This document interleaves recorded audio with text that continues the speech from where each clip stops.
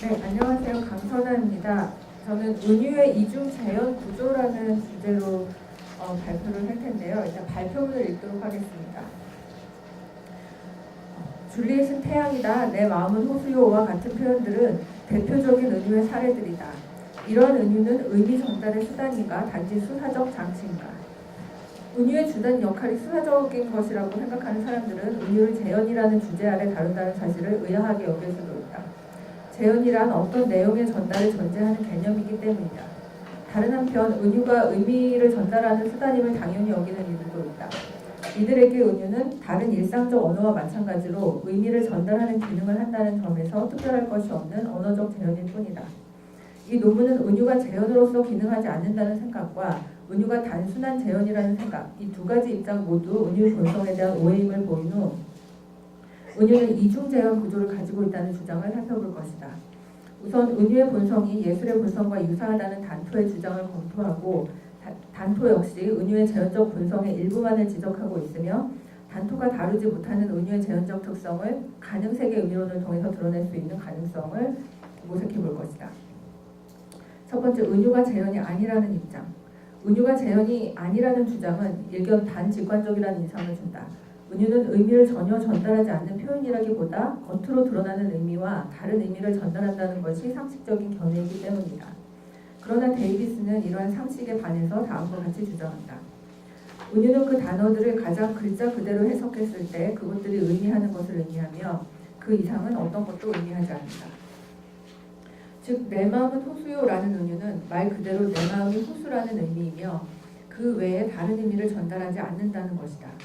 물론 이 문장이 표현적으로 내 마음이 호수라는 의미를 전달한다는 사실을 부정하는 사람은 없겠지만 이것은 은유 이전에 이 문장 자체가 갖는 의미이지 이 문장이 은유로서 전달하는 의미는 아니다. 대개 은유 문장은 글자 그대로의 의미뿐 아니라 그것 너머의 다른 의미를 전달할 것으로 기대된다. 은유에 대한 많은 이론들은 어떻게 글자 그대로의 의미로부터 2차적인 은유적 의미가 전달되는지를 설명하기 위한 시도들이라고 말할 수 있다. 그러나 데이비슨이 보기에 언어 표현의 문자 그대로의 의미 외에 은유적 의미와 같은 2차적 의미가 있다고 생각하는 것은 의미라는 개념을 엄격하게 사용하지 않거나 오해한 결과에 지나지 않는다. 은유 이론들의 주된 실수는 은유가 그것의 글자 그대로의 의미와 더불어 또 다른 의미를 가지고 있다고 생각한 것이다. 문장이 글자 그대로의 의미 외에 다른 의미를 갖는다고 생각하는 것이 왜 실수인가? 은유적 의미와 같은 특별한 경우가 아니더라도 우리가 일상에서 문장을 사용할 때 엄밀하게 글자 그대로의 의미를 전달하기 위해 사용하는 경우는 오히려 드물다. 저녁 식탁에서 소금 좀 건네줄 수 있을까요? 라고 묻는 것은 말 그대로 소금을 건네줄 수 있는 능력이 있는지를 물어보는 것이 아니라 소금을 건네달라는 부탁의 의미로 이해된다. 문장이 오직 글자 그대로의 의미만을 갖는다는 주장은 실제로 문장이 다른 의미를 전달하는 데 사용되고 있다는 명백한 사실을 무시하는 것이 아닌가. 데이비스는 언어가 사용의 맥락에서 문자 그대로의 의미가 아닌 다른 의미로 사용된다는 사실을 무시한 것이 아니다. 그는 오히려 어떻게 언어가 사용의 맥락에서 다른 의미를 갖게 되는지에 대한 설명을 제공한다. 언어가 사용의 맥락에서 갖게 되는 이러한 2차적 의미가 의사소통에 기여할 수 있는 이유는 그 의미가 임의적으로 정해지는 것이 아니라 나름의 규칙에 의해서 정해지기 때문이다. 아무런 규칙 없이 표준 의미에서 벗어난 용법으로 언어를 사용한다면 공적 의사소통은 불가능할 것이다. 언어를 말하고 이해할 수 있는 사람들은 모두 체계적인 언어 이론을 가지고 있다고 할 수 있다. 이때 각 개인이 가지고 있는 언어 이론은 개인의 역사를 통해 형성되어 온 것이기 때문에 서로 다른 두 사람이 다른 언어 이론을 가지게 될 수 있다.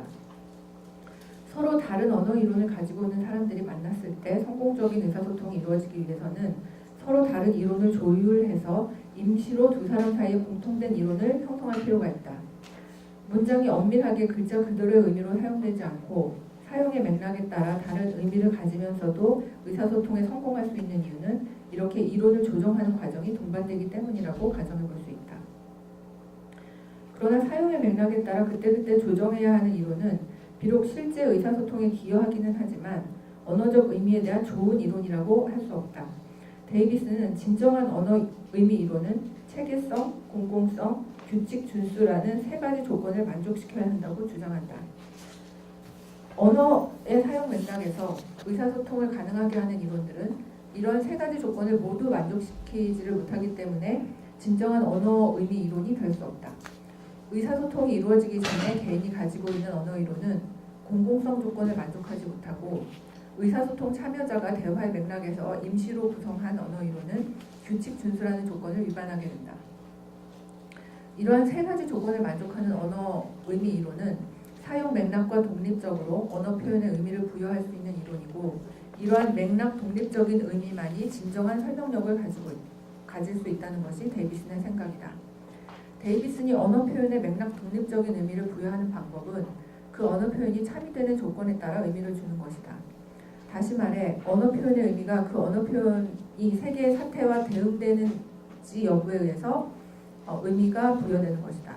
데이비슨에게 언어 표현의 의미는 세계에 대한 재현이고 언어가 사용의 맥락에서 얻게 되는 사용 의미는 세계의 사태와 체계적이고 규칙적인 대응 관계를 형성할 수 없기 때문에 진정한 의미, 즉 재현이 될 수 없는 것이다.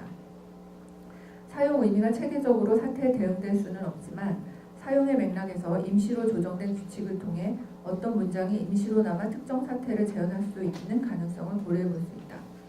그러나 데이비슨의 이론에서 은유는 일반적 사용 의미보다 재현으로부터 더욱 먼 곳에 위치한다. 은유는 언어 사용의 사례로 분류되지만 은유 문장의 사용 맥락에서는 임시 의미론을 형성하는 것도 불가능해 보이는데 데이비슨에 따르면 은유란 언어 표현과 인과관계에 있는 심적 상태일 뿐이기 때문이다. 내 마음은 호수요라는 문장은 내 마음이 호수라는 글자 그대로의 의미를 전달하는 것과 더불어 호수로서의 마음과 같은 심적 상태를 야기하는 역할을 하는 것이다. 데이비스는 어떻게 언어 표현이 특정한 심적 상태를 야기하는지에 대해서는 더 이상 설명을 하지 않는데 이러한 설명은 심리학의 영역이라고 여기기 때문일 것이다. 데이비스는 단지 은유에 의해 야기된 심적 상태가 그림과 같은 특징을 갖는다고 언급할 뿐이다. 데이비슨의 이론에서 재현이란 세계와의 대응이라는 조건을 만족시키는 글자 그대로의 의미만을 가리키기 때문에 문장에 의해 야기된 심적 상태일 뿐인 은유는 재현이 될 수 없다. 하지만 앞서도 언급했듯이 은유로부터 의미를 완전히 박탈하고 단지 심적인 이미지로 축소시키는 이러한 이론은 은유에 대한 일반적인 직관, 즉 은유를 통해서 의사소통을 하고 의미를 전달할 수 있다는 직관에 어긋난다는 점에서 받아들이기 어렵다. 은유가 실제로 의미 전달의 역할을 하는 것처럼 보인다는 사실은 은유도 재현이 될 수 있는 가능성을 여전히 열어두고 있다고 볼 수 있다. 은유가 세계의 사태를 반영할 가능성에 대해서는 뒤에서 다시 다루도록 하고 다음 절에서는 세계 반영으로서의 재현이 아닌 세계를 구성한다는 의미에서의 재현이라는 개념과 은유의 관계를 살펴보겠다. 네, 다음 페이지로 넘어가겠습니다. 두 번째는 은유가 단순한 재현이라는 입장에 대해서 보겠습니다. 재현이 일종의 거울처럼 세계를 반영하는 수단이라는 관점은 매우 오래된 깊은 뿌리를 가지고 있다. 이러한 전통에서 재현이란 그것이 세계에 비추어 참 혹은 거짓일 수 있는 가능성이 있어야 한다. 은유가 세계의 사태를 반영하는 것이 아니라 단지 마음속에 특정한 심적 이미지를 야기하는 역할을 할 뿐이라면 은유는 재현이 될 수 없을 것이다. 그러나 이러한 재현 개념과 대비되는 또 다른 재현 개념이 존재한다. 세상에 대한 객관적인 진리가 존재하거나 그러한 것을 알 수 있다고 전제할 경우 재현은 그러한 객관적 세계에 대한 반영으로서의 지위를 갖게 되지만 다른 한편 그러한 실체적 세계에 접근하는 것이 어렵거나 불가능하다고 간주될 경우 재현은 구성된 허구 또는 가상의 세계로 이해된다. 이 절에서는 재현을 허구적 구성물로 이해할 경우에 은유는 재현으로서 어떤 지위에 놓이게 되는지를 알아보겠다. 레이코프와 존슨과 같은 인지언어학자들은 객관적인 순수한 진리라는 개념을 부정한다. 우리는 신체를 통해서 세계와 상호작용하는 과정에서 이러한 경험을 토대로 개념을 형성하고 이렇게 형성된 개념 틀을 통해서 세계를 이해하는 존재이다. 우리는 신체를 토대로 하는 경험을 벗어난 순수한 객관적 세계를 알 수 없으며 우리가 경험하는 세계는 신체적 경험과 그러한 경험을 바탕으로 구성된 개념에 상대적으로 이해된 세계이다. 어떤 진술이 참이 되는지 여부는 세계의 사태와 직접 대응을 판단함으로써가 아니라 세계에 대한 우리의 이해를 토대로 결정된다. 인지 언어학에서의 재현 개념을 이해하기 위해 먼저 인지 언어학에서 참을 어떻게 규정하는지 알아보자. 우리가 세계를 이해하는 첫 단계는 세계를 범주화하는 것이다. 우리는 감각기관을 통해 직업적으로 대상들을 범주화하기도 하고 세계 안에서 움직이는 과정에서 이 세계와의 상호작용을 기반으로 범주화하기도 한다. 그리고 대상들의 기능에 따라 범주화하거나 우리가 대상을 사용할 목적에 따라 범주화하기도 한다. 이러한 범주화는 세계를 이해하는 가장 기본적이고 자연스러운 과정이며 이 과정에서 우리는 대상들 또는 경험들의 어떤 특성을 강조하고 다른 특성을 무시함으로써 어떤 것들을 같은 종류로 식별하게 된다. 어떤 진술이 참인지 거짓인지는 우리가 세계를 범주화한 방식에 의해서 결정되는데 이 범주는 고정된 객관적 속성에 따라 정해지는 것이 아니라 인간이 세계와 상호작용하는 방식에 의존하는 상대적 속성들에 의해 규정된다. 어떤 문장이 참이라는 것을 이해하기 위한 과정은 다음과 같다. 문장이 참임을 이해하기 위해서는 우선 그 문장을 이해해야 한다. 예를 들어 산 앞에 안개가 끼었다라는 문장이 참임을 이해하는 과정을 보자. 이 문장이 참임을 이해하기 위해서는 안개와 산을 존재자로 보고 산의 앞뒤 방향을 투사해야 한다. 산의 방향은 산에 내재된 것이 아니라 인간 관찰자의 상대적으로 주어지므로 인간적 관점이 개입되고 따라서 이러한 방향 개념은 문화에 따라서도 달라질 수 있다. 안개와 산을 존재자로 보는 과정에도 투사가 개입한다. 안개와 산이라는 것은 세계에 미리 잘 정의된 상태로 존재하는 대상이 아니라 인간의 투사와 판단에 의해서 특정한 목적에 상대적으로 규정되는 것이다. 문장이 참임을 이해한다는 것은 문장에 대한 이해와 상황에 대한 이해가 충분히 일치한다는 것을 의미한다. 문장이 참인지를 이해하는 이러한 방식은 그 문장이 축자적 문장인 경우나 은유적 문장인 경우나 근본적으로 다르지 않다. 물가가 오르고 있다라는 문장은 비록 관습화된 표현이긴 하지만 은유를 포함하고 있다. 이 문장이 참일 수 있는 상황에는 두 가지 투사가 포함된다. 우선 물가라는 추상 개념을 올라가거나 내려갈 수 있는 실체로 생각해야 하고 위로 올라간다는 방향의 어떤 추상적인 양의 증가라는 개념을 투사해야 한다.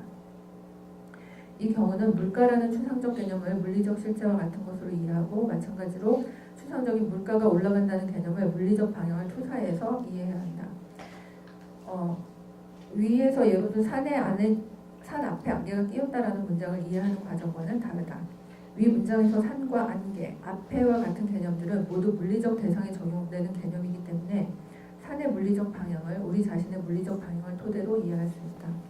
반면 은유 문장의 경우 서로 다른 종류에 대한 투사가 포함된다는 점에서 일반 문장과 구분된다. 그러나 두 가지 문장의 참을 이해하는 과정에 투사 과정이 포함된다는 점에서 두 가지 문장이 본질적으로 다르지는 않다. 즉 은유적 투사는 서로 다른 종류의 대상을 포함하지만 비은유적 투사는 한 종류 대상들에 대한 투사라는 점이 다릅니다. 언어에 대한 이해와 상황에 대한 이해가 일치함을 이해하는 것이 문장의 참이라고 정의할 경우 언어에 대한 이해와 상황에 대한 이해가 어떤 방식으로 일치할 수 있는지를 다음과 같이 요약할 수 있다. 은유적 문장의 사례나 비은유적 사례 모두에서 우리가 어떻게 참을 이해하는지에 대한 설명은 우리가 어떻게 상황을 이해하는지에 대한 설명에 의존한다. 은유가 단지 언어의 문제가 아니라 본성상 개념적인 것이라고 할 때 우리가 상황을 은유적 용어들로 개념화하는 것은 자연스럽다. 우리는 상황을 은유적 용어들로 개념화할 수 있기 때문에 은유를 포함하는 문장들이 우리가 개념화한 상황과 일치하는지를 판단하는 것이 가능하다. 인지 언어학에서는 은유적 문장과 비은유적 문장의 참을 이해하는 과정이 근본적으로 동일하듯이 새로운 은유나 시적 은유 문장에 대한 참도 마찬가지 원리로 설명할 수 있다고 주장한다. 인생은 바보가 지어낸 이야기이다 라는 비교적 새로운 은유 문장의 참을 이해하는 방식을 알아보자. 이 은유는 새로운 은유지만 인생은 한편의 연극이다나 인생은 이야기이다 라는 관습화된 은유를 바탕으로 하고 있다. 인생을 연극이나 이야기라고 할 때 연극이나 이야기에 주목되는 특징들은 등장인물, 에피소드 또는 단계별 진행 등으로 구성되며 전반적으로 정합성을 갖도록 구성된다는 것이다. 인생은 이야기이다라는 은유 문장이 참이라는 것은 어떤 인생이 잘 구성된 이야기처럼 정합적인 모습을 보이는 상황과 이 문장이 일치하는지에 의해서 결정된다. 반면 바보가 지어낸 이야기는 앞뒤가 맞지 않고 그것으로부터 일관된 주제나 구조를 찾는 것이 불가능하다. 어떤 사람이 삶이 너무 빠르게 극심한 변화를 겪고 기대나 예상과 어긋나는 사건들로 가득 차 있어서 일관성 있는 구조를 발견할 수 없어 보인다면 이 은유는 그러한 상황에 일치하는 참이 문장으로 이해될 것이다. 새로운 은유는 관습적 은유나 비은유 문장과 마찬가지로 문장에 대한 이해와 상황에 대한 이해가 일치하는지에 따라 참인지 거짓인지가 결정된다. 그러나 이 새로운 은유는 우리가 인생에 대해 일반적으로 막연하게 생각하는 이미지, 즉 정해진 단계에 따라 순차적으로 일관성 있게 진행되는 인생이라는 추상적 개념이 반영되어 있는 인생은 이야기이다 라는 은유가 어떤 개별적 구체적 인생에 적용될 경우 맞지 않을 수 있다는 것을 보여준다. 이 새로운 은유는 우리의 삶에 대한 새로운 관점을 제시하고 인생은 이야기이다 라는 은유를 통해서는 볼 수 없었던 삶의 측면들을 보여준다. 레이코프와 터너는 은유가 새로운 관점을 제시하고 두 영역 사이에 새로운 닮음을 만들어낼 수 있다는 사실을 설명할 수 있다는 점이 그들 이론의 장점이라고 주장한다. 객관적 참이 존재한다는 입장에서 새로운 닮음이 만들어진다는 것은 전에는 존재하지 않던 속성의 존재를 요구함으로써 은유에 의해 세계가 변하게 되는 존재론적 부담을 지게 될 것이기 때문이다. 반면 레이코프와 터너는 세계에 대한 존재론적 개입 없이 우리에게 경험된 것으로서의 닮음만을 인정하기 때문에 새로운 닮음이 경험된다는 것으로부터 세계의 새로운 존재를 만들어내야 하는 문제가 발생하지 않는다. 객관적 참을 인정하지 않고 경험을 통해 형성된 개념들 사이에 일치라는 상대적 참 개념만을 인정하는 이러한 입장은 새로운 속성들을 존재론적 개입 없이 받아들일 수 있다는 장점을 가질 수 있지만 다른 한편으로는 은유에서 언어가 중요한 역할을 한다는 점을 간과함으로써 은유의 중요한 특성을 놓치는 문제점을 드러내기도 한다. 언어에 대한 의미와 세계에 대한 경험이 모두 개념 상대적인 것으로 이해될 경우 객관적인 참뿐 아니라 객관적인 언어적 의미가 들어올 자리도 없어 보인다. 관습적 은유 문장이나 일반적인 비은유 문장의 경우 문장의 의미와 문장에 대한 개념적 이해를 동일시하는 것이 자연스러워 보일 수 있다. 그러나 시적 은유와 새로운 은유 문장의 경우 낯설거나 비정상적이라는 느낌을 동반하는데 이러한 낯선 느낌은 시적 은유 문장에서 표면적으로 드러나는 의미와 최종적으로 이해된 의미의 불일치에 기인한 것으로 이해하는 것이 자연스럽다.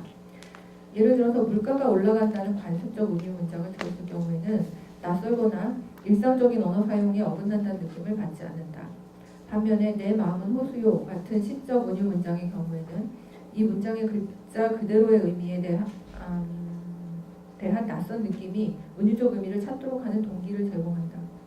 그러나 레이코프와 터너 같은 인지언어 학자들은 개념적 투사를 통해 이해된 문장의 의미 외에 언어 표현 자체가 갖는 글자 그대로의 의미를 인정하지 않기 때문에 시적 은유의 이해 과정에 나타나는 불일치 느낌과 서로 다른 의미 사이의 긴장을 설명할 수 없다. 레이코프와 터너에게 문장의 의미는 인간의 경험을 통해 형성된 개념적 구성물에 대응된다는 의미에서 허구적 구성물로서의 재현에 해당된다고 볼 수 있다.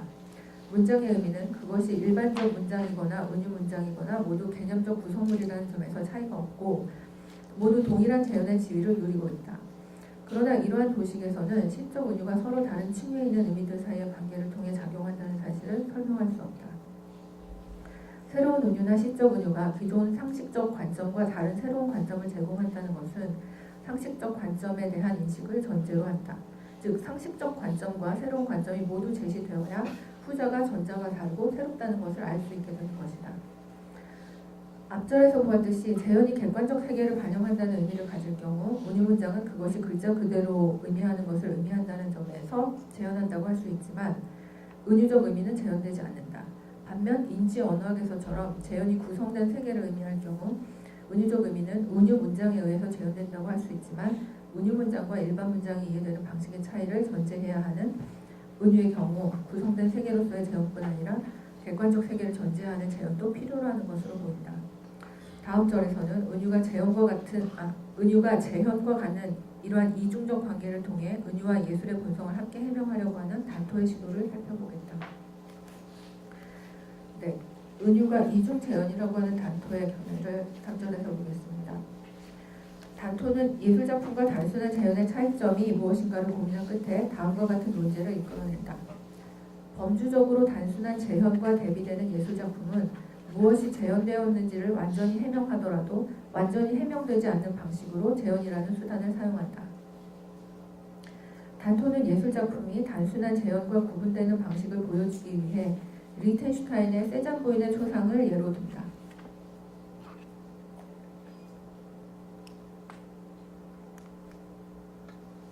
네, 이 세 가지 그림이 첫 번째 게 원래 세잔이 그렸던 그리고 두 번째 게 로란이라는 사람이 이 그림을 도식적으로 분석해서 만든 다이어그램이고요. 그리고 세 번째가 리히텐슈타인이 겉보기에는 로란의 다이어그램과 같지만 사실은 그 내용은 세잔이 부인을 바라보는 방식에 대한 작품이다라고 해서 예술 작품이 되는 경우 세 가지 경우입니다. 단토는 그래서 예술 작품이 단순한 재현과 구분되는 방식을 보여주기 위해서 이 리히텐슈타인의 세잔 부인의 초상을 예로 든다. 이 작품은 에를 로란이 세잔의 작품 중 하나를 다이어그램으로 도식화한 것을 똑같이 캔버스에 옮긴 것이다. 로란의 다이어그램은 세잔의 작품 중 하나의 볼륨과 벡터에 대한 것이라면 리히텐슈타인의 다이어그램은 세잔이 그의 부인을 그린 방식, 즉 세잔이 본 그의 부인에 대한 것이다. 비록 겉보기에 똑같은 다이어그램이지만 둘은 서로 다른 내용을 가질 뿐 아니라 하나는 예술 작품이고 다른 하나는 단순한 다이어그램이라는 차이가 있다. 로란의 다이어그램은 단지 다이어그램일 뿐이지만 리히텐슈타인의 작품은 다이어그램을 이용하고 있지만 그 자체는 다이어그램이 아니다.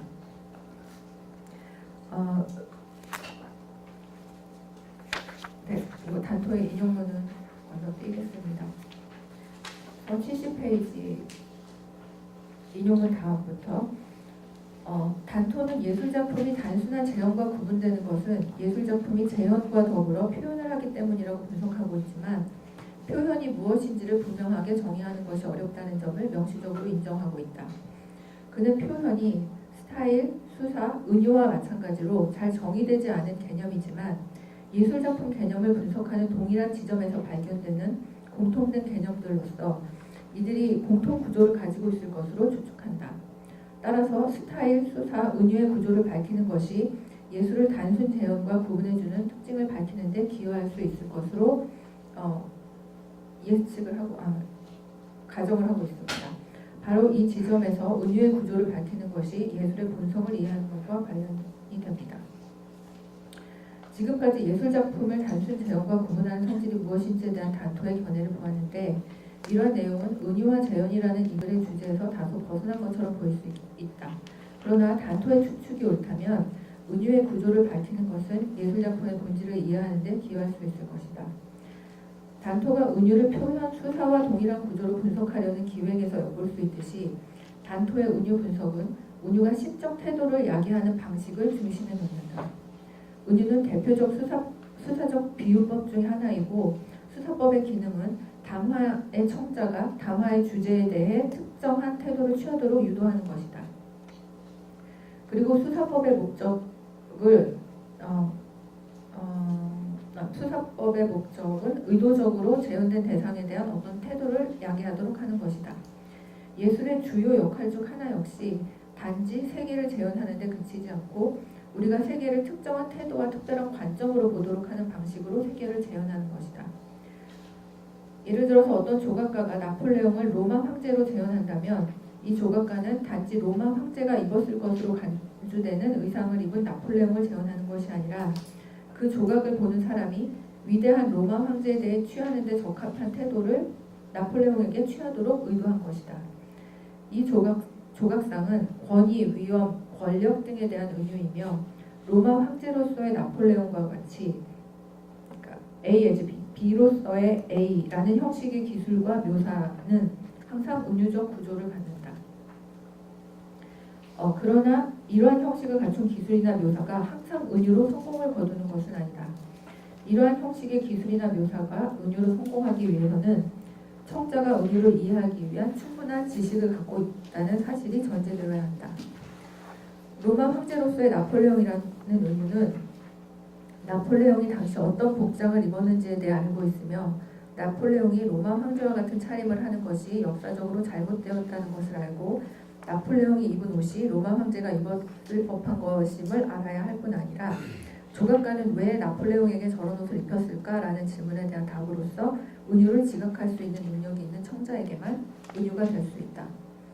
은유적 표현이 발생하는 곳은 나폴레옹이 로마 황제의 옷을 입고 있다는 재현된 현실이 아니라 로마 황제로서의 나폴레옹이라는 재현 그 자체이다.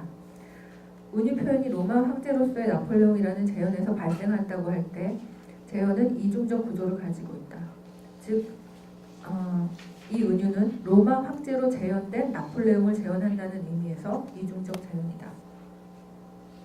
은유가 현실이 아닌 재현에서 작동한다는 것으로부터 은유의 구조가 믿는 체 하기의 구조와 유사하다는 생각이 떠오를 수도 있다. 황제의 옷을 입고 있는 나폴레옹을 보는 것이 아니라 마치 나폴레옹이 로마 황제인 것처럼 생각해야 한다는 점에서 그러하다. 믿는 체 하기 게임을 하는 동안 나폴레옹은 로마 황제가 되지만 이것은 실제 나폴레옹이 아닌 상상된 게임 안에서의 나폴레옹이다. 단토는 은유를 믿는 체 하기 게임으로 이해할 경우 은유가 실제 대상에 대한 참과 관련된다는 것을 설명할 수 없다는 문제가 있다고 지적한다. 단지 상상하는 동안에만 지속되는 믿는 체 하기 게임 속에 상상된 나폴레옹은 실제 나폴레옹에 대한 사실을 알려줄 수 없을 것이지만 실제 은유는 우리에게 은유화된 대상에 대한 지식을 준다. 로마 황제로서의 나폴레옹이라는 은유에서 나폴레옹은 원래의 정체성을 그대로 유지한다. 그러나 믿는 체 하기 이론이 은유를 통한 지식 획득을 설명할 수 없다는 비판은 단토 자신의 은유 이론에도 적용될 수 있을 듯하다. 단토의 은유 이론의 문제점을 지적하기 전에 우선 단토의 은유 이론을 살펴보자. 단토는 은유가 내포 구조를 가지고 있다고 분석한다. 은유가 내포 구조를 가지고 있다는 것은 은유에 사용된 언어 표현을 동일한 외연을 갖고 있는 다른 언어 표현으로 바꿀 수 없다는 사실을 통해서 간단히 증명될 수 있다. 예를 들어서 물이 끓는다는 문장에서 끓는다를 100도에 도달했다로 바꿔도 문장의 의미가 달라지지 않지만 줄리엣은 태양이다라는 은유 문장에서 태양이다를 이와 외연이 동일한 태양계에서 가장 크고 뜨거운 가스 덩어리이다로 바꾸면 은유가 아니거나 다른 은유적 의미를 갖게 된다는 점에서 은유 문장은 내포 구조를 가지고 있다고 볼 수 있다. 은유가 내포 구조를 가지고 있다는 사실은 은유의 본질에 대한 설명의 출발점에 불과하다. 여기서 철학적으로 해결해야 할 문제는 은유가 내포 구조를 갖는 이유를 밝히는 것이다. 은유 외에 내포 구조를 갖는 대표적인 문장들은 믿음과 같은 명제 태도의 맥락에서 사용되는 문장들이다. 믿음 맥락에서는 동일한 진리값을 가지고 있는 문장이나 표현을 서로 대체하는 것이 불가능하다. 예를 들어서 다른 지구를 공전한다라는 문장과 다른 지구로부터 멀어지고 있다라는 문장이 모두 참이라고 하더라도 철수는 달이 지구를 공전한다고 믿는다는 문장에서 달이 지구를 공전한다 대신 달이 지구로부터 멀어진다는 문장으로 바꿀 경우 전체 문장의 진리값이 달라질 가능성이 있다. 네, 철수가 이런 사실을 믿고 있는지 여부에 따라서 달라질 수 있는 것이고요. 이와 같이 믿음 맥락도 내포 구조를 가지고 있는데 믿음 맥락의 문장이 내포 구조를 갖는 이유는 믿음 내용이 귀속되는 주체의 심적 상태에서 찾을 수 있다. 두 문장이 모두 참인 문장이라고 해도 철수가 그러한 믿음을 가지고 있는지 여부에 따라서 전체 믿음 맥락의 진리치가 달라지기 때문에 믿음 귀속 문장이 내포 구조를 갖는 원인은 심적 대상의 특징에서 찾을 수 있을 것이다. 하지만 모든 내포 구조가 심적 상태를 통해 설명될 수 있는 것이 아니기 때문에 은유의 내포 구조의 원인이 심적 상태라고 결론 내리는 것은 성급하게 보일 수 있다. 또 다른 대표적인 내포 구조를 갖는 문장은 양상 맥락에서 사용된 문장이다. 지구와 태양 사이에 있는 행성의 수가 2개라고 하더라도 필연적으로 1 더하기 1은 2이다는 참이지만 필연적으로 1 더하기 1은 지구와 태양 사이에 있는 행성의 개수이다는 참이 아니다. 이러한 양상 맥락의 내포 구조는 심적 상태를 원인으로 가질 수 없음은 분명하다. 이러한 양상 맥락의 내포 구조는 가능세계 이론으로 잘 다룰 수 있다. 가능세계 이론은 믿음 맥락의 내포 구조도 설명할 수 있기 때문에 내포 구조를 설명할 수 있는 더 일반적인 이론이라고 할 수 있다. 하지만 단토는 가능세계 이론이 내포 구조에 대한 일반 이론이 될 수 있는 가능성에 회의적이다. 우선 가능세계 이론이 매우 인위적이라는 것과 직접 담화 맥락에서 발생하는 구조를 설득력 있게 설명하기 어렵다는 점에서 회의적인데 가능세계 이론이 내포 구조를 설명하는 강력한 도구이지만 마찬가지로 여러 가지 문제를 야기한다는 것도 널리 알려져 있습니다. 그래서 여기서는 가능세계 이론이 좋냐 싫으냐 구체적으로 그것을 사야 되느냐 말아야 되느냐를 구체적으로 따지지는 않고 대신에 일단은 단토가 가능세계 이론 대신에 제시하는 내포 구조에 대한 설명을 일단 따라가 보겠습니다. 단토는 내포 맥락에서 내포 문장에 나타나는 단어가 일상적 외연 맥락에서 지칭하는 것을 지칭하는 대신에 이 단어가 일상적으로 지칭하는 대상들이 재현되는 형식을 지칭한다고 주장한다. 예를 들어서 우리가 철수는 추사가 세안도를 그렸다고 믿는다고 말하는 것은 철수는 완당이 세안도를 그렸다고 믿는다고 말하는 것과 다른데, 그것은 단지 철수가 추사와 완당이 같은 사람이라는 것을 모르기 때문이 아니라 우리가 추사나 완당이 아닌 철수가 김정희를 재현하는 방식을 가리키기 때문이다. 이것은 다음과 같이 도식화해서 나타낼 수 있다. 만일 M이 S를 참이라고 믿는다면 M은 S가 개별화된 문장 형태의 심적 상태를 갖는다. 이것은 종이가 문장을 쓰는 매체가 되듯이 마음을 문장 재현이 발생하는 매체라고 보는 관점이다.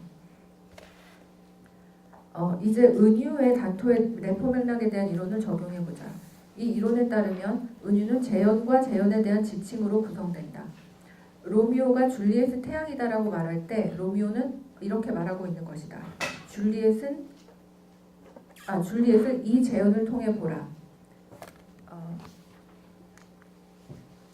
이렇게 표현할 수 있는 것.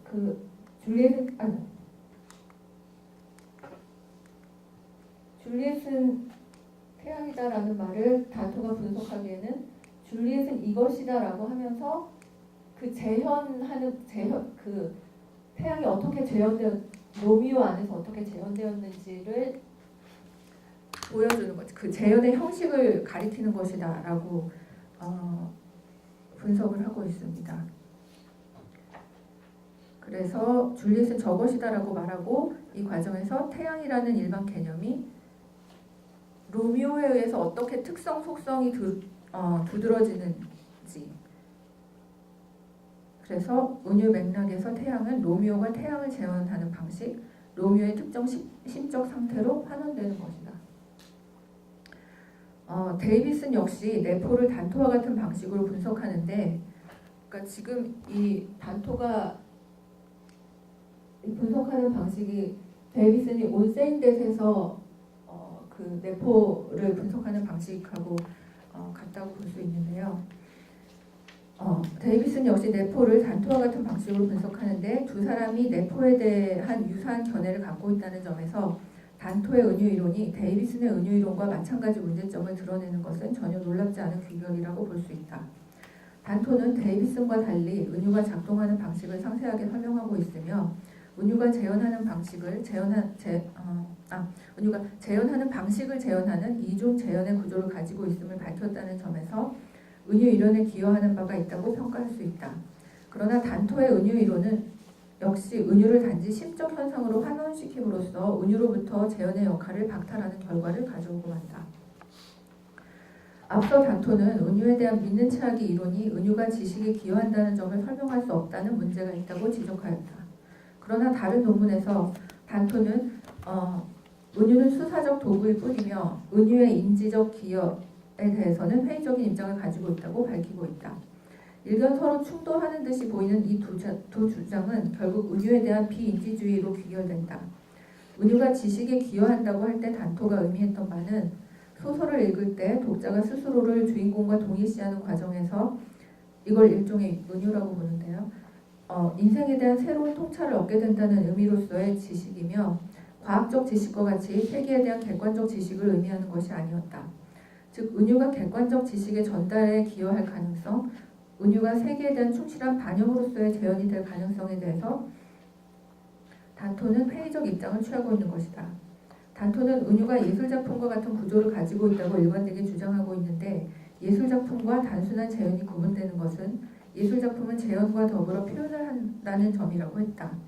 리히텐슈타인의 세잔 부인의 초상이 세잔이 그의 부인을 보는 방식에 대한 작품으로 해석되기 위해서는 다이어그램이 우리 문화에서 어떻게 사용되고 있는지에 대한 이해가 바탕이 되어야 하듯이 셰익스피어의 희곡에 나오는 줄리엣은 태양이다라는 은유를 이해하기 위해서는 극중 화자인 로미오뿐 아니라 당시 사람들에게 태양이 어떤 함의를 가지고 있었는지를 알아야 한다.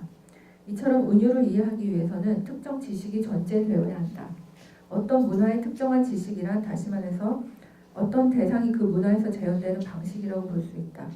단토는 특정 공동체의 제어 방식으로부터 제약을 받는다는 점에서 은유는 지식보다는 편견이나 고정관념에 더 가까이 있다고 주장한다. 그리고 이러한 은유의 특징은 은유가 인생에 대한 새로운 통찰이 아닌, 그러니까 이것 이외에 세계에 대한 새로운 지식 획득에 기여할 가능성을 의심하게 한다. 즉 은유가 세계를 반영한다는 의미에서의 제형이 될 수 없다는 것이다.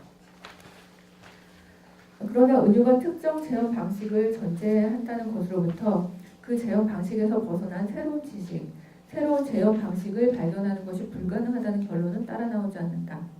은유는 낯선 것을 익숙한 것과 비교함으로써 낯선 것에 대해 이해를 도모하는 한 가지 방식으로 간주되곤 하는데 이것은 낯선 대상을 익숙한 대상의 영역으로 환원시키는 과정이 아니다. 블랙은 은유를 통해 어떤 것을 다른 것의 관점으로 보는 과정에서 새로운 닮음이 만들어진다고 주장한 바 있다. 새로운 닮음은 세계를 보는 새로운 방식이고 이렇게 새로운 방식으로 세계를 볼 때 전에 볼 수 없던 세계에 대한 새로운 측면을 발견할 수 있다는 점에서 은유의 인지적 관점이 옹호될 가능성을 모색해 볼 수 있을 것이다. 은유에 대한 단토의 분석은 틀렸다기보다는 불완전하다는 점에서 비판할 수 있겠다. 예술 작품에서 재현과 더불어 표현의 층위가 중요한 역할을 한다는 점과 은유가 수사법의 일종으로 청자의 심적 상태를 변화시킨다는 점은 예술 작품과 은유에 대한 중요한 사실이고 단토의 분석은 이 점을 잘 보여주고 있다. 그러나 심리적 효과 측면에만 집중함으로써 은유의 다른 중요한 측면을 간과하고 있다는 점에서 단토의 분석은 불완전하다. 은유가 세계에 대한 새로운 사실을 습득하는 데 기여한다고 보는 다양한 주장들이 있고 이러한 주장들 중에서 잠깐 언급한 블랙이나 그리고 다른 곳에서 봤지만 여기서는 다루지 않을 텐데 보이드 같은 대표적인 사람들이 있습니다. 다음 절에서는 가능세계 이론을 통해 은유의 인지적 특성을 옹호하려는 시도를 간단히 소개하고 그 의의를 제시하고자 합니다. 지금 이 가능세계 관련돼서는 사실 논의를 제대로 전개를 하지를 못했는데요. 간단하게 말씀드리면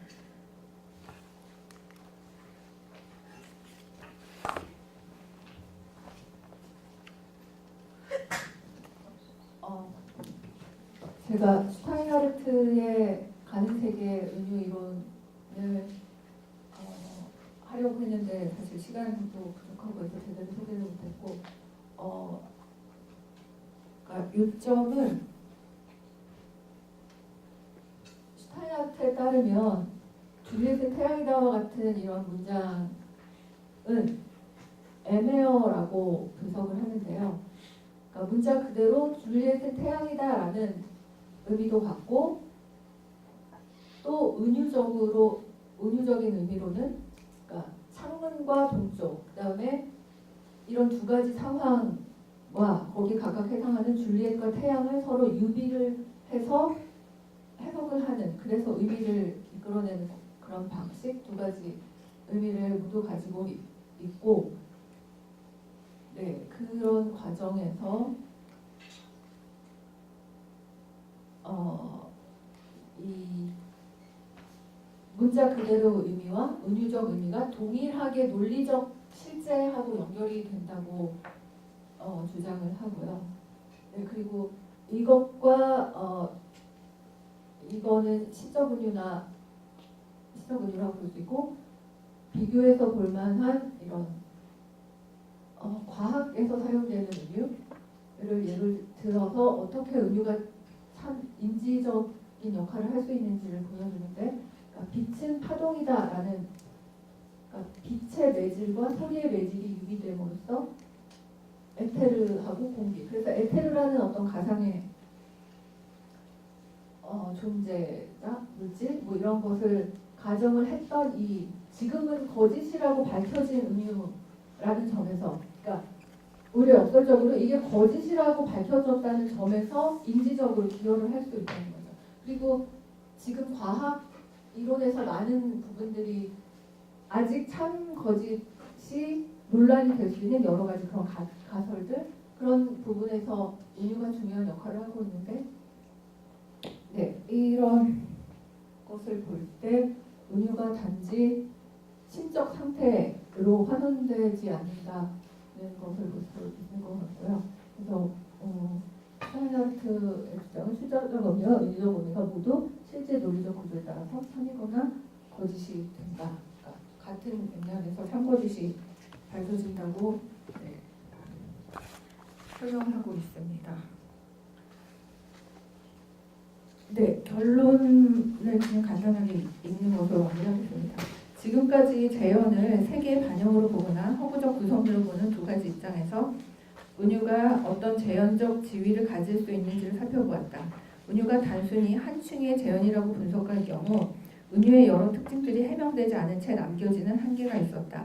은유를 이중 재현으로 분석하는 두 가지 방식으로 보았는데, 단토의 접근법은 은유의 수사적 측면에 집중한 분석이고, 슈타인하르트의 가능세계 의미론은 인지적 측면에 집중한 분석이다. 은유는 종류에 따라서 수사적 측면과 인지적 측면을 모두 가질 수도, 어느 한 가지 특징만을 가질 수도 있을 것이다. 은유의 복합적인 구조와 성격은 어느 한 가지가 아니라 이런 여러 가지 접근법을 요구하는 것으로 보인다. 네, 이것으로 발표를 마치겠습니다.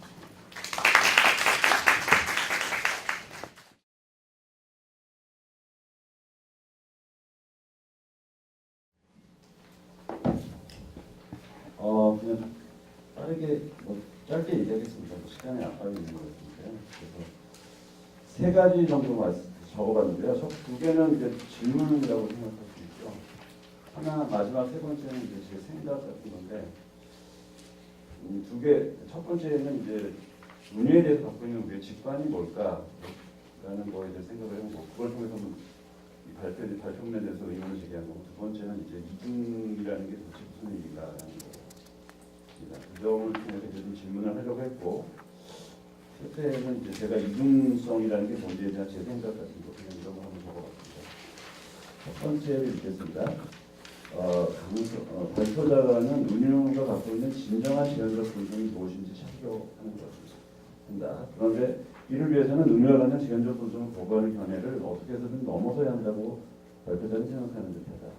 이에 따라 발표자는 데이비슨의 견해를 간략히 소개한 후에 그 견해가 은유를 통해 의사소통을 하고 의미를 전달할 수 있다는 은유에 대한 일반적 직관에 어긋난다는 점에서 받아들이기 어렵다고 밝히고 있습니다. 제가 보기에 은유를 통해서 의사소통을 할 수 있다는 점을 데이비슨이 부정하는 것 같지는 않으므로, 발표자가 아마도 데이비슨의 견해에 동의할 수 없다는 점은 은유가 글자 그대로의 의미와는 다른 의미 전달체라는 점을 부인하는 데 있는 것 같다.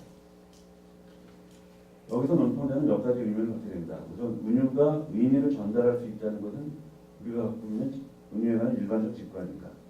발표자는 일반적 직관이라는 표현으로 은유에 관한 이론이라면, 은유에 관한 적절한 이론이라면 설명할 수 있어야 할 명백히 참인 믿음을 의미하는 듯하다. 그런데 그것들이 무엇인가? 적절한 은유 이론은 모두 설명해야 한다고 선언할 수 있을 만큼 명백히 참인 직관은 무엇인가?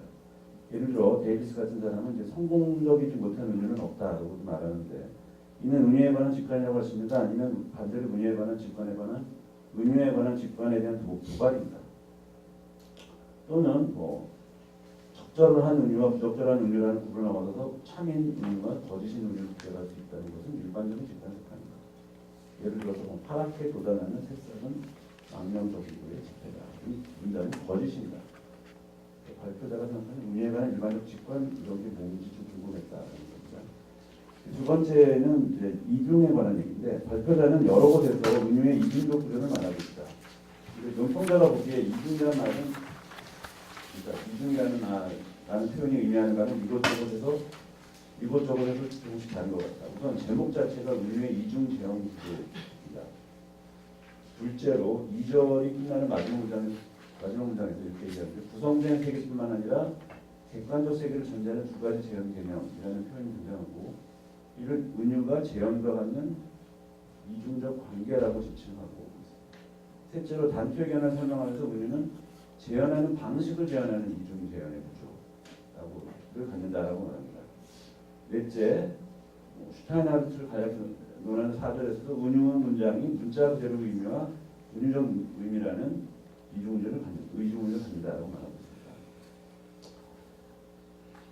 있습니다. 이로부터 논평자는 여기저기서 등장하는 이중이라는 표현들이 의미하는 바가 조금씩 다르지 않나라는 생각을 하게 됐습니다. 이런 연평자의 생각은 발표자가 하고자 했던 것이 은유를 이중 재현으로 보는 두 가지 접근법을 탐구하는 것이라고 밝히는 5절에서 확보해진 것 같습니다. 연평자가 이해한 바를 말하면 은유를 이중 재현으로 보는 두 견해 중 하나는 재현하는 방식을 재현한다는 의미에서 이중성을 말하는 견해고, 단토와 이제 데이비스 같은 단토 같은 경우 다른 하나는 축자적 의미와 은유적 의미를 갖는다는 의미에서 이중성을 말하는 견해. 은평자의 기획은 전자를 비판적으로 논파하고 후자를 좀 더 발전시키는 것이 아닌가 생각됩니다. 우선 진짜는 노평자는 여기저기서 쓰이는 이중이라는 표현이 같은 것을 의미하는 것입니다. 만약 다른 것이라면, 즉 단토의 이중재현과 슈타인하르트의 이중재현이 다른 의미에서 쓰이고 있다면 이 두 견해를 이중재현에 관한 두 가지 접근법이라고 말하는 것은 적절해지지 않는다. 한편 이 두 접근법이 같은 의미에서 만약에 이중재현이라는 표현을 사용하는 것이라면 이들이 공유하는 이중성 개념이 무엇인지 궁금하다. 세 번째, 발표자는 이중성이라는 표현으로 염두에 두고 있는 것이 무엇인지 듣기 전에 이중성에 대해서 되게 일반적으로 제기될 수 있는 고찰을 제시해보겠다. 우선 이중성은 단순히 두 개가 있음을 의미하는 것 같지 않다. 두 개가 있음을 의미하려면 오히려 애매성, 앰비규어티 같은 것이나 아니면 이원성 이런 말이 적절해 보인다. 애매한 표현들, 예를 들어서 내가 준 사진을 벽에 꼭 붙여라라는 말에서 꼭이라는 말은 두 가지 의미, 반드시 붙여라라는 말도 있고 꼭 단단히 붙여라 이런 말도 의미를 갖는다고 할 수 있다. 그런 의미에서 꼭은 앰비규어티를 갖는다. 이중성은 애매성과는 다르다라고 합니다. 이중성은 하나가 다른 하나와 특정한 관계에 있다는 것을 말해주는 것 같다. 건너뛰고요. 이제 은유가 축자적 의미와 은유적 의미를 갖는다는 의미에서 이중재현 구조를 갖는다는 견해가 있다고 하자. 이렇게 말하려고자 하는 것이 이제 발표자가 옹호하는 견해를 충실히 보여주는 건지 모르겠지만 그런 것 같다는 생각이 들었습니다. 어떤 의미에서 이 견해가 은유의 이중성을 말하는가? 예를 들어서 사람들 사이에 성이 있다는 문장을 생각해보자. 이 문장이 의미하는 바가 뭐냐라고 묻는다면 우리는 어떻게 답해야 됩니까? 한 가지 방법은 이 문장이 갖는 글자 그대로의 의미 A가 있고 그 A를 이해한 사람, 아마도 한국어를 제대로 구사할 줄 아는 사람은 다 이해할 수 있을 것이니 한국어 능통자는 적절한 수준의 삶의 경험만 갖춘다면 좀 살아본 사람이라면 어느 정도 살아본 사람이라면 이 문장이 의미하는 바가 B가 있다라고 대답하는 것이다. 즉, 이 문장은 A를 의미하고 또한 B를 의미한다고 대답하는 것이다. 또 다른 방법은 이 문장이 A를 의미하는 것은 아니고 A를 통해서 불적으로 B를 의미한다고 대답하는 것이다. 전자는 한 문장이 두 개의 의미를 갖는 것을 활용하고 후자는 한 문장이 단 하나의 의미만 가져야 된다고 이것도 전자라고 말할 수 있을 것 같아요. 이 두 대답 중 어느 쪽이 더 나은 대답인가? 전자가 보기에 두 대답은 보기와는 다르게 그렇게 크게 다른 것 같지 않다. 만약 그렇다면 전자의 대답만이 은유의 이중 구조를 반영한다는 주제에서 높이 사줘야 된다라는 그런 생각에는 동의하기 쉽지 않을 것 같다. 여기까지입니다. 네, 그것은 예, 드리겠습니다.